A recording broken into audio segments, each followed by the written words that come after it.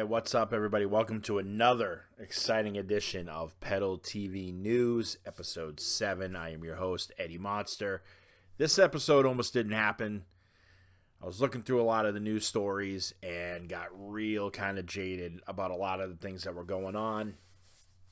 Just a lot of dumb news. But anyways, I found interesting articles enough to report to you guys. So hopefully you enjoy everything I do. And with that being said, subscribe to the channel. That's right. Hit that subscribe button. I try to come up with as much content as humanly possible for all of you. So there you go. Wanted to start the show off. This is a little kind of different than how I would normally do things. I want to congratulate a band. That's right. I want to congratulate Massachusetts Metal Titans, Ice Nine Kills, who recently posted on their Instagram page that they were celebrating 20 years since the release of Last Chance to Make Amends, which was the band's first ever independent record release. So a lot of memories, a lot of lessons learned over the years for the band since that period in 2006 when they released that. And I, too, wanted to do something special for them on this. So back in 2011, okay, November 11th, 2011, at Mansfield Cable Access in Mansfield, Massachusetts, and several other towns, too, I had going on where they were airing my show at the time, which was called The Monster Hour, right? It was a music video show, much in the same vein of Headbangers Ball, so on and so forth. And I had asked the band if I could play one of their videos on the show. The band was awesome enough to allow me to do it. That was back in 2011. I have supported these guys since then, and I just wanted to say that I'm proud of everything that Spencer and the crew have done. I mean, everything from Silver Scream, the albums, to the actual Silver Scream Con. These guys are just killing it on the scene. So congratulations. And let's check out a clip from that actual episode of the Monster Hour right here. All right. Our next band that I'm going to play on the show is a local Boston band, and they're pretty cool. You guys should definitely check them out. They're an up-and-coming metal band, I should say, and they're going to be touring the East Coast pretty soon. And the video's kind of cool. For those of you that are Quentin Tarantino fans, and you're fans of some of his movies, you may remember what they're doing in this video. But anyways, this is Ice Nine Kills, and this is their video, The People Under the Stairs, right here on the Monster Hour.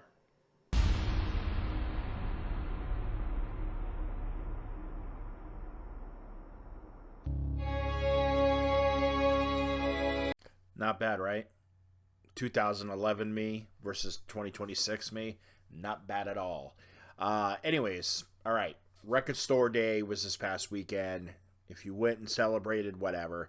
I tend to think that Record Store Day is just an excuse for some of these distributors to just sell and sell and sell to all these collectors that are out there instead of, and not even collectors. It's more wholesalers, right? These are people that pretend to be collectors. So my apologies to collectors like myself. I'm okay with it if you're going to buy a record and you're buying it for yourself. Hey, by all means. I mean, I went, just to show you, I went and I got Judas Priest live in Los Angeles, 1990. It's got some bangers on it. Riding on the Wind, Grinder, Better by You, Better Than Me, Leather Rebel, so on and so forth. So it's the only record I grabbed. And to be honest, I grabbed another record that wasn't even a Record Store Day record. So I tend not to try to celebrate, but Judas Priest, live, 1990, couldn't pass it up. So that's why I went with it.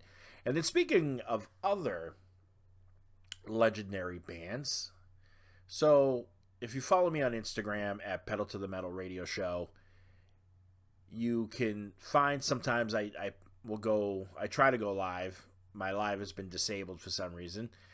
But I posted a video, and it was me talking about, and congratulating Iron Maiden on being introduced into the Rock and Roll Hall of Fame. I gave my opinion on what I thought they should do.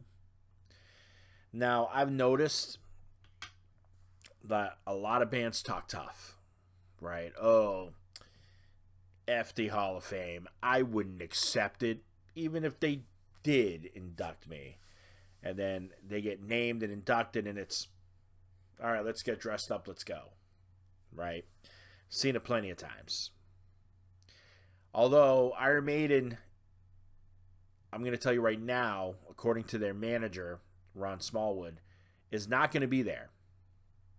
But not for the reason you think. They're not boycotting it. They're not just going to not show up because it's a big FU to the Rock and Roll Hall of Fame. No, they're going to be performing in Australia. And that's the only reason why they're not going to be there. That's right. Rod Smallwood, okay, stated that the band will... The problem is they have dates that are in between. Basically one side of Australia to another. So they couldn't fly to America to go to Los Angeles on November 14th at the Peacock Theater to do this and then fly back to Australia, to do a show. So one thing they have stuck to their guns is that they do care about their fans, and they have said the fans come first. So they promised a tour. That's exactly what they're going to do. So kudos to them. Okay, why not? But you kind of didn't stick to your guns, and maybe they will. Maybe something later on is going to be released. Who knows? But as of right now, that is the reason why they will not be at the Rock and Roll Hall of Fame, is simply because they already have commitments. And it's kind of next to impossible to pull off that feat without canceling tour dates. So, oh, and by the way, before I forget, if you're wondering what that inspiration of Tarantino was in the Ice Nine Kills video, it's Inglourious Bastards, but you probably already knew that. All right, speaking of other things in the rock and metal world, and the juice always getting squeezed out there, former Megadeth guitarist Chris Poland has announced that he has a book coming out called Now Leaving Metropolis, which is being co-written by Matt Herring. And in the book, there is a part where he does address all the BS that Dave has said in public and in his memoirs. When asked if, he believed the song Liar off So Far, So Good, So What was about him, he doesn't feel he is a liar like Dave made him out to be, but he tries not to take what Dave says too seriously, because he did state that at the time when he had left Megadeth, he was doing a lot of things that were not metal-like, right? They were more in the world that he was into.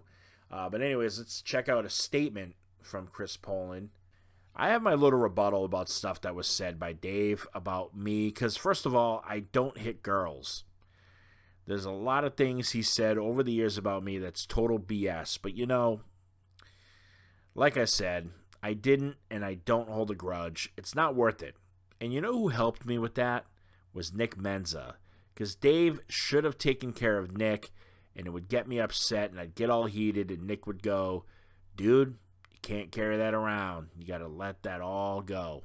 Yeah, I learned a lot from Nick just in the short time that we were together. I miss him. There's no word on when that book is going to be released, so keep your eyes peeled for that. It'd be interesting to see exactly what he says about everything that Dave has ever said about him in book and in public, so we'll have to wait and find out. This next piece of news isn't exactly band drama, but it's maybe band hopefuls? Ville Valo recently spoke to Metal Hammer, telling them that he would love to play with him, but he hasn't spoken to them since the end of the farewell tour, so that is the big problem. So while we can dream about it, it remains just that. Dream a little dream. But here's what Ville Valo had to say himself. I miss those fellows. They are my brothers. But there's also beauty in the fact that we didn't strangle each other at the end or start traveling in separate limos. So there is that to be said. I felt it was the right way to bury the corpse. Him was and is my life. It's very hard to let go of that. The bittersweet thing about it was that we were still good friends. We'd just grown apart. In regards to the farewell tour, it was nice to play when we had a finite date that it was going to end. By setting the end date first, you don't have to have reserves. Every night felt like it was our last in a way. That was always one of my biggest regrets, was never getting to see him live. So I am one of those people that is hoping that somehow in the near future, whether it be now, 6 months, a year from now, hopefully they can get in contact with each other and hopefully do something where him will reunite. That would be absolutely amazing. And speaking of reuniting, Devil Driver is back. That's right. They have announced a new studio album called Strike and Kill, and it'll be their 11th album overall. And the new lineup consists of guitarist Alex Lee and Gabe Mangold, drummer Davier Ortega Perez, hopefully I said that right, and the return of bassist John Miller. They've also unleashed the new single, Dig Your Own Grave. Let's check out a clip.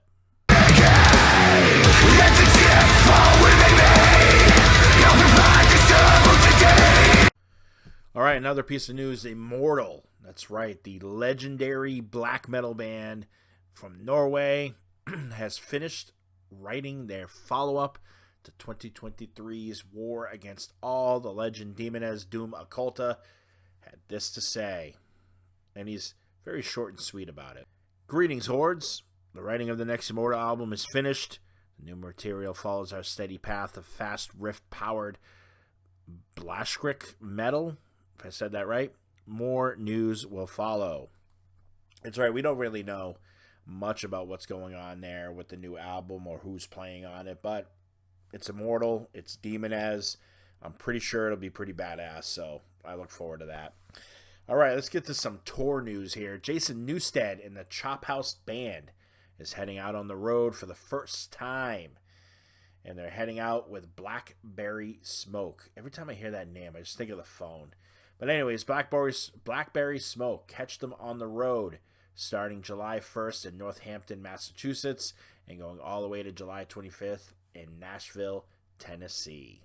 All right, and rising back from the grave, that's right, former Mushroomhead co-founder Jeffrey Nothing is heading the road for the first time in 8 years.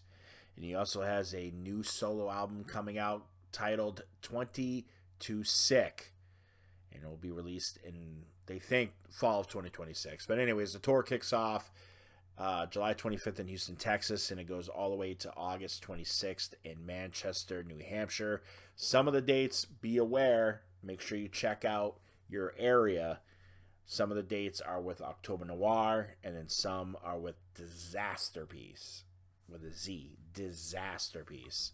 Love it, love it. The Acacia Strain have announced a U.S. tour with the Callous Doughboys, From Joy, and Mask, and it's on the You Are Safe from the Dead Walk Here tour. And it kicks off June 4th in Harrisburg, Pennsylvania, and runs all the way to June 20th in Des Moines, Iowa. And then in our final piece of news, Slayer, that's right, the mighty thrash metal titans, have announced 2 anniversary shows where they're going to be playing Rain in Blood in its entirety to celebrate its 40th anniversary. Freaking amazing. Just telling you. September 4th in Shakopee, Minnesota is going to be with Down, Suicidal Tendencies, and Hatebreed. And then September 13th in LA at the Forum, you can see them with Cannibal Corpse, Cavalera Conspiracy performing all of Chaos AD in full, and Crowbar to finish out the lineup. So there you go. Make sure you go and check that out. Should be sick. Anyways, as they say. All right. Thank you guys once again for tuning in to Pedal TV News. I appreciate all of you. Seriously, I really do. And if you could click that subscription button, that's right, click that. Hit that subscribe button. Subscribe to the channel. I appreciate every single one of you. I I try to create as much content as humanly possible. So thank you very much, and I will see you next time. Stay metal.